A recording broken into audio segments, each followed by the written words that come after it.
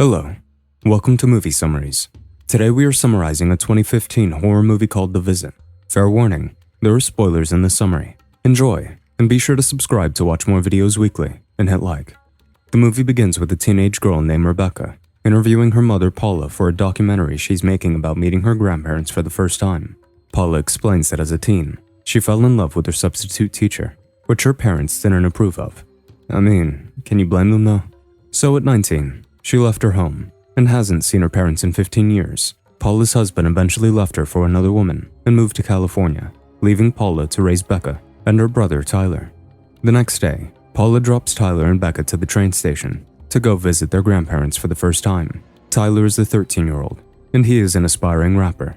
He is upset that he will be away from his 3 girlfriends. On the train, Becca reveals that she agreed to the trip so Paula can connect with her new boyfriend on their 5-day cruise.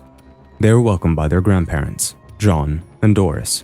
At the Pennsylvania train station, John and Doris seem friendly and take their grandchildren back to their house. They find out about Tyler's love for rap music and Becca's passion for making movies.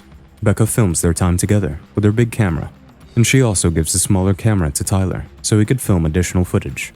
Tyler films John discreetly working near a shed. That night, John tells the kids that there is mold in the basement, and therefore, they should not go down there. He also tells them to be asleep by 9:30 p.m. However, Becca gets hungry later at night and goes out to get some cookies. She opens the door and sees Doris walking in the dark, projectile vomiting. Scared, she quickly shuts the door. The next day, Becca asks John about it, and he tells her that Doris is old and gets sick every now and then at night. Later, Tyler forces Becca to play hide and seek underneath the house. As they crawl around, Doris joins them unannounced and chases after the two like a feral dog. They get scared by his grandma's demented avatar and barely escape from underneath the house. Doris also crawls out of the house and laughs at the children for getting scared. Doris then leaves, with one of her cheeks hanging out from all the roughhousing. Disturbing. A man comes to the door and asks Becca and Tyler about their grandparents, who are out and about running errands. The man says that he knows them from the Meadow Shade, the hospital where John and Doris volunteer. After the man leaves, Tyler decides to investigate what's in the shed. As soon as he steps inside the shed, a repugnant smell violates his senses, and lo and behold, he comes across a pile of used adult diapers. He runs out and asks Doris about it. She tells him that John is incontinent, and like a lot of older adults, he has to wear diapers. John hides them in the shed because he is ashamed. John takes the kid to the town and shows them the Meadow Shade where he and Doris volunteer. Now at the park, John attacks a stranger after mistaking him for a stranger following him. Becca and Tyler convince him to leave the man alone, and John apologizes to them. That night, they hear Doris' screams coming from outside. When Tyler investigates, he sees his grandmother butt naked clawing at the door opposite them like a feral dog. The next morning, the kids later ask John if Nana is sick. They are told Doris experiences something called sundowning, which is a form of dementia that happens when the sun sets.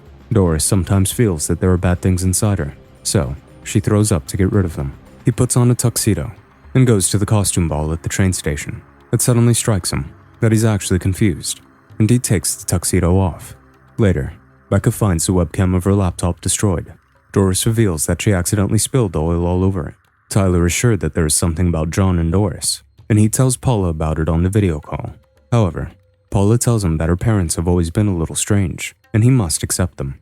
In the kitchen, Becca asks Doris if she will let her interview her, but Doris does not want to be on camera. Instead, she asks for Becca's help cleaning the oven.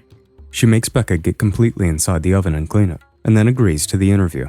Becca asks Doris about the incident which made Paula not speak to her and John for 15 years. This makes Doris go berserk, and she starts shaking violently, ending the interview. That night, they hear an odd commotion outside the door. When Tyler opens the door, he sees Doris running around the house with both arms behind her back. Just as Doris charges towards him, he shuts and locks the door. The next morning, John and Doris take the kids on a walk, while the grandparents are ahead on the trail. Tyler begins to mimic Doris's running, only to get caught by her. Tyler notices Doris staring into a well and asks her what she is looking at, but John tells them it's nothing.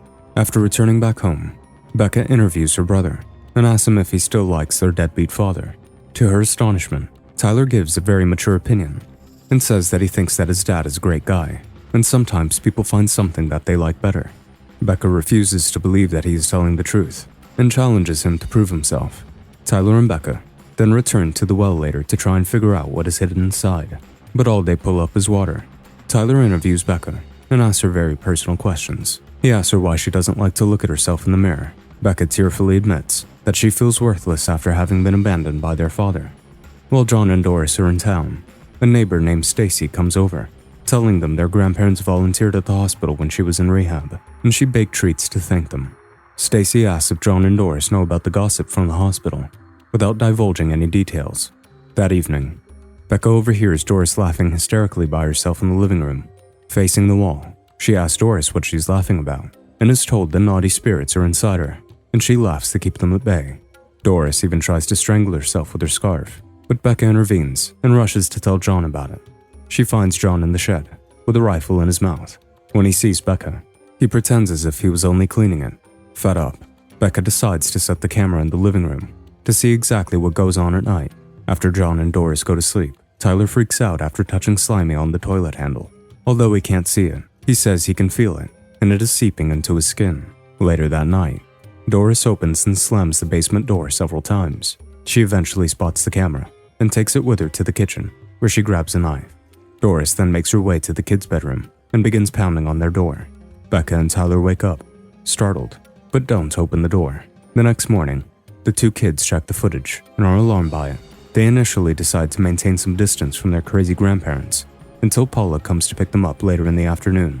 However, Becca can't help herself, and she interviews John for her documentary. John tells her about his job at a nearby factory, where he recalls seeing a white figure with yellow eyes. None of his co-workers could see it, but John was insistent that it was there, which resulted in him getting fired.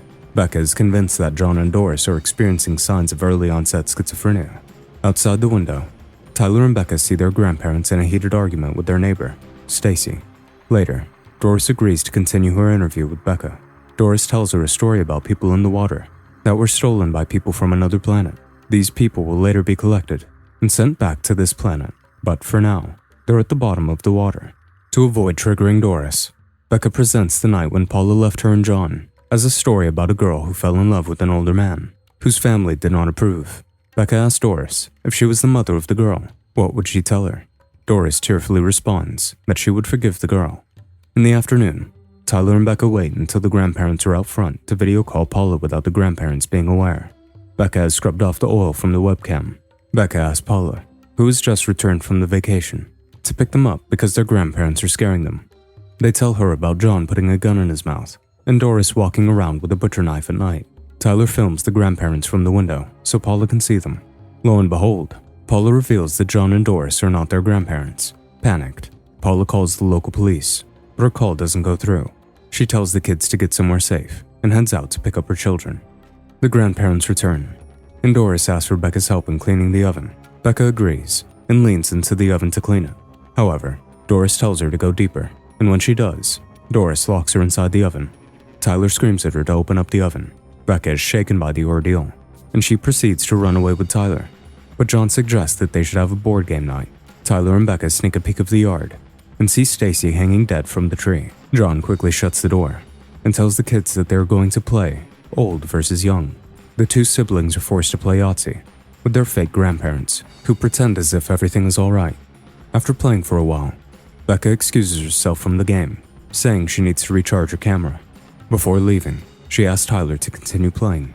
When Becca doesn't return, John gets suspicious and goes out to look for her, while Doris starts eating cookies like a maniac. Becca is down in the basement with her camera. She explains to her viewers that she thinks her real grandparents are trapped down there. She calls out for her real grandparents, but doesn't hear a response. She notices a dumpster, inside which she finds photos of her real grandparents. She also learns that Meadow Shade is a mental hospital. Upon digging further, Becca finds a hammer with blood and white hair on it. She keeps digging, and lo and behold, Becca finds the corpse of her real grandparents. John appears behind her and confesses that he and Doris are actually mental patients, and Becca's real grandparents were volunteers at the mental hospital. After learning about Tyler and Becca's upcoming visit, John and Doris decided that it would be fun to take their place. John then drags Becca to her room upstairs and locks her inside. John then returns to the kitchen to find Tyler, who is frozen in fear. John then goes behind the kitchen counter and takes his pants off as frozen Tyler looks on. Meanwhile, Becca learns that she is locked in the room with Doris. Scared, Becca hides in the corner, facing the mirror, but as usual, She doesn't look at herself in the mirror, and as a result, doesn't notice Doris creeping up on her. Doris grabs her head and smashes it into the mirror. As Doris jumps on top of her, Becca picks up a shard of glass. Doris tries to kill Becca, but she stabs Doris to death with the glass shard. In the kitchen, it is revealed that John was removing his dirty diaper. John notes that Tyler doesn't like germs and shoves the dirty adult diaper into Tyler's face. Becca returns to the kitchen and attacks John while encouraging Tyler to snap out of his frozen state. John easily overpowers Becca, and baby Tyler eventually overcomes his fear and attacks John. He topples him over and repeatedly smashes the refrigerator door against his head. Becca then grabs her brother and runs outside where she is reunited with her mother, who has just arrived with the police. They hug their mom as the old-time music that Becca promised to play at an important moment in her film plays. Back home, Paula recalls how she used to be a great singer and how proud her mother was of her when she'd sing around the house as a kid. Paula also reveals that she had become estranged with her after she stopped Paula from running away with her husband. Upset, Paula hit her mother, which angered her dad, who then hit Paula in retaliation. This enraged Paula, and she stormed out, swearing to never see them again. After the incident, Paula's parents tried to reconnect with her, but Paula never talked to them again. Paula advises Becca to never hold grudges against people. Later, we see Becca's documentary, where she has included pictures of her estranged father, despite swearing to do otherwise earlier. The movie ends with Becca brushing her hair while looking at herself in the mirror, while Tyler performs a rap song to the camera. He explains that after having an adult diaper shoved in his face, it took 2 bars of soap for him to feel clean again. Hope you enjoyed our summary. Make sure to like, subscribe, comment, and turn on notifications so you can watch more videos weekly. Thanks.